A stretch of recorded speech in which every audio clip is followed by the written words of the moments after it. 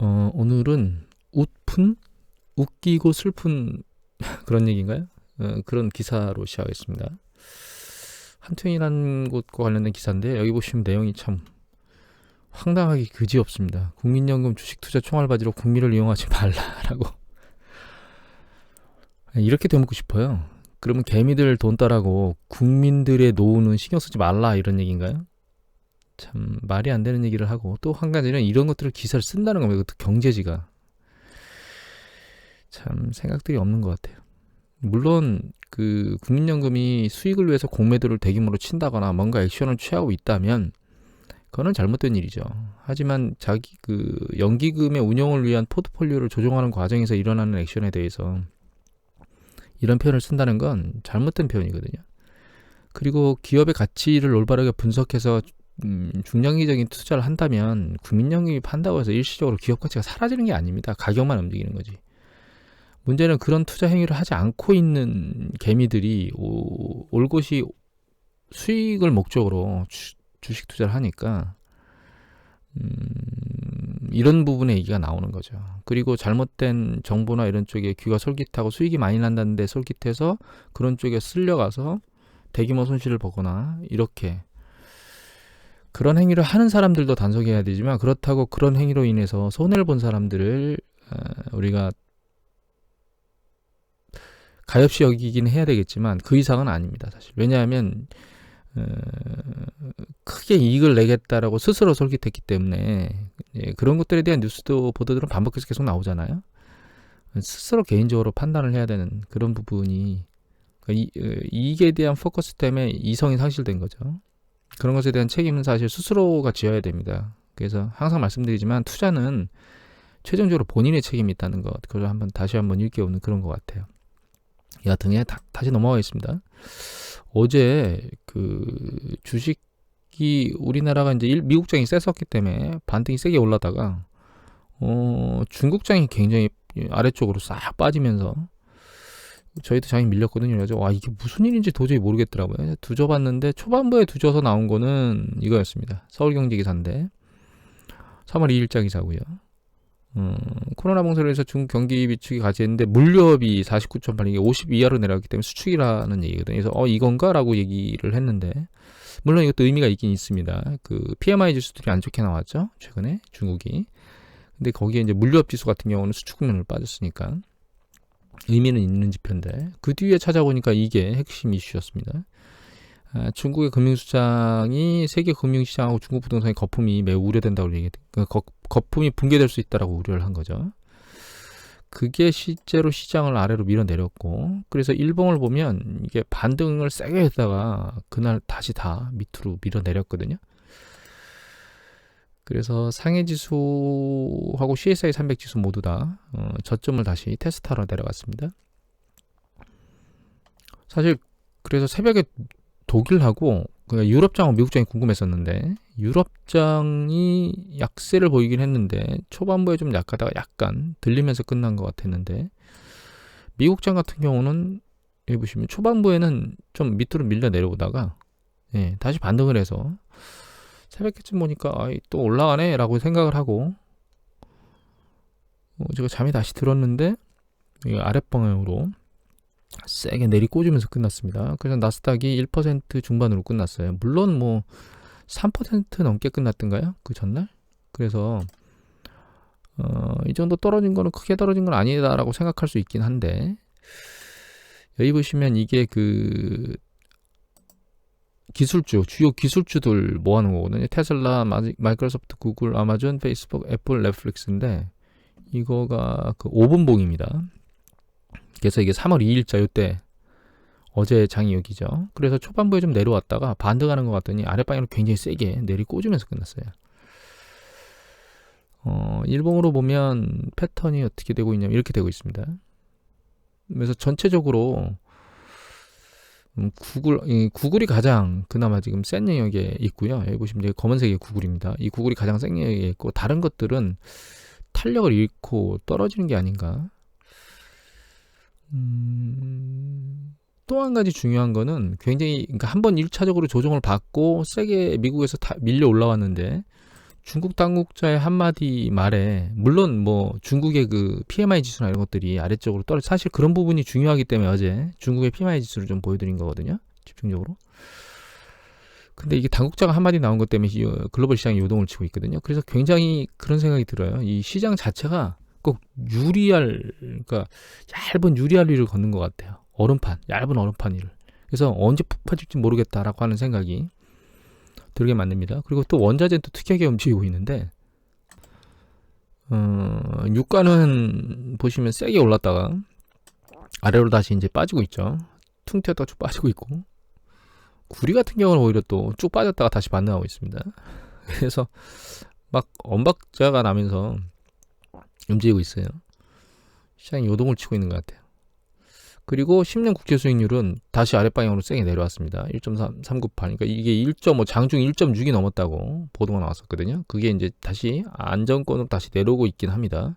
그래서 인플레이션 발작으로 인해서 뭔가 시장이 요동쳤던 거는 좀 안정화되고 있는 것 같은데, 주가는 그렇지 않은 상황으로 움직이고 있다라고 하는 거예요. 그래서 굉장히 불안정한 상황을 가지고 있어서 진짜 개인적으로 방향성을 예측하기 너무 어렵다라고 하는 걸 또 한 번 느끼게 됩니다, 사실. 그리고 어제 중국에서 그 네이먼구 쪽의 가상화폐 채굴을 4월까지 관련 업체를 전부 다 폐쇄한다 그랬거든요. 그러면 이렇게 되면은 그 가상화폐를 채굴할 수가 없잖아요, 일정 부분에서. 그리고 중국이 가장 많이 가상화폐를 채굴하고 있는데, 이러면 그 가상화폐 공급이 준다는 뜻이죠. 그러니까 추세적으로 오던 공급이 멈춘다는 뜻이잖아요. 계속 일정 부분에서 공급이 주는 거죠. 추세적으로 늘질 않는 거죠. 그러면 비트코인은 올라가야 되거든요, 사실. 근데 비트코인의 움직임이 그렇지는 않아요. 이게 3월 2일자에 3일자로 넘어오는 과정인데, 그러면 이게 타고 올라가야 될 것 같은데 그렇지 못하고 있거든요.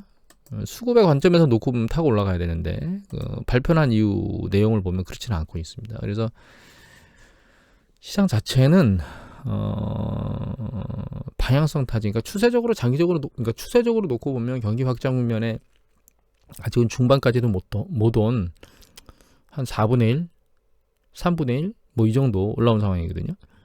그렇기 때문에 추세적으로 올라갈 거라고 생각하지만, 이제 중간에 일정 부분의 조정 국면이 필요하다고 생각하고 있는 거는 뭐 저뿐만 아니라 대부분의 사람들, 특히 그 가치주 쪽에 생각하는 사람들은 대부분 그렇게 생각하고 있을 겁니다. 그런데 그런 조정은 일어나지 않고 있고, 그래서 이번에도 조정이 좀 되는가 했다가 월요일날 갑자기 급등하면서 끝났나 이런 생각으로 어제 사실 그 중국장 시작하는 것만 제가 계속 지켜보고 있었거든요. PMI 지수 때문에. 근데 그것 때문인지 아직 확신할 수는 없지만, 미국 시장이 다시 한번 아래로 내려온 걸 보면 이번 주에 장 흐름을 좀 한번 봐야 되지 않을까, 이런 얘기하고 또 오늘 또 튈지 모릅니다. 그리고 예전에 한번 말씀드렸는데, 이제 뭐 3, 4월 그때 되면 뭐 YCC나 이런 얘기를 할 수도 있지만, 오퍼레이션 트위스트라고 하는 말이 나올 수 있다라고 말씀을 드린 적이 있잖아요.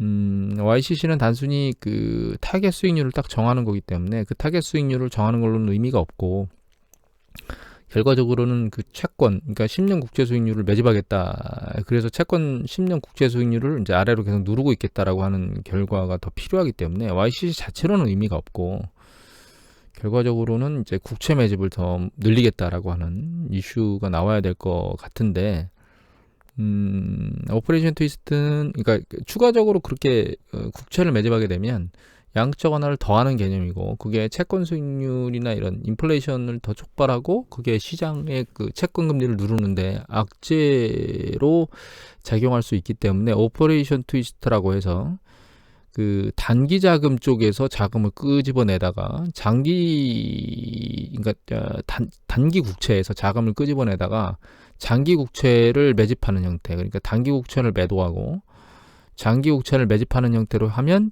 그 채권을, 그러니까 추가적으로 돈을 풀지 않고 10년 국채를 누를 수 있다는 얘기를 드린 적이 있습니다. 그래서 이제 전문적으로 말하면 이건 이제 일드 커브를 평평하게 만드는 건데요.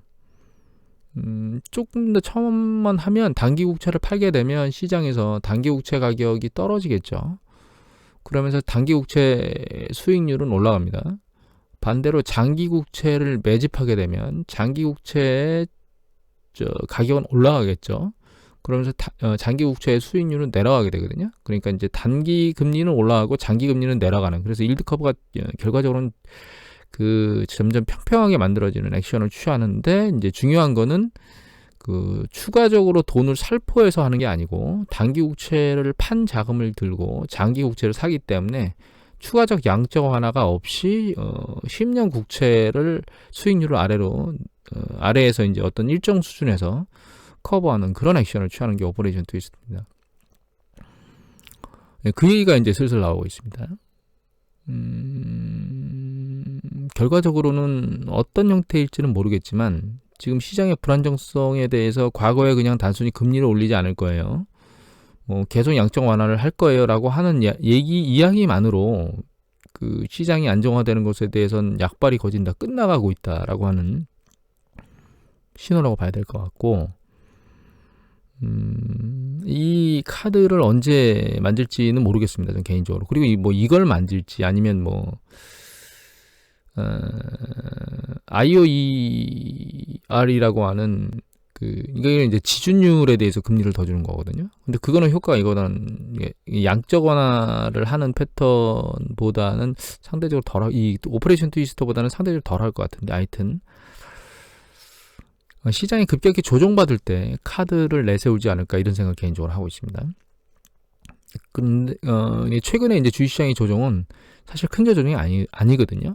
그래서 이제 좀 더 세게 아래 방향으로 밀릴 때, 그때 제롬 파월 연준 의장께서 한마디를 하지 않을까 생각을 하고 있는데, 문제는 이제 시장이 아직까지 조정을 제대로 안 받고 있다는 겁니다.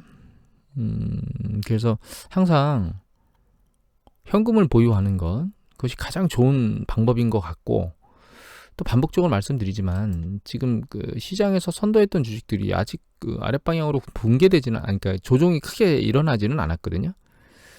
근데 얘들이 한번 조정을 크게 일으킬 수 있다라고 하는 부분들은 항상 감안을 하고 있어야 되지 않는가. 이 얘기를 드리는 이유는 이제 순환매장 패턴에 대한 감을 잡고 포트폴리오를 재편하는 작업을, 만약에 이 직전에 조정이 세게 일어난다면 언택으로 인한 강세주보다는 조정으로, 그러니까 순환매로 인한 가치주 쪽에 포인트를 더 두시는 게 낫지 않을까, 이런 생각을 개인적으로 합니다. 오늘 이것으로 마치도록 하겠습니다. 감사합니다.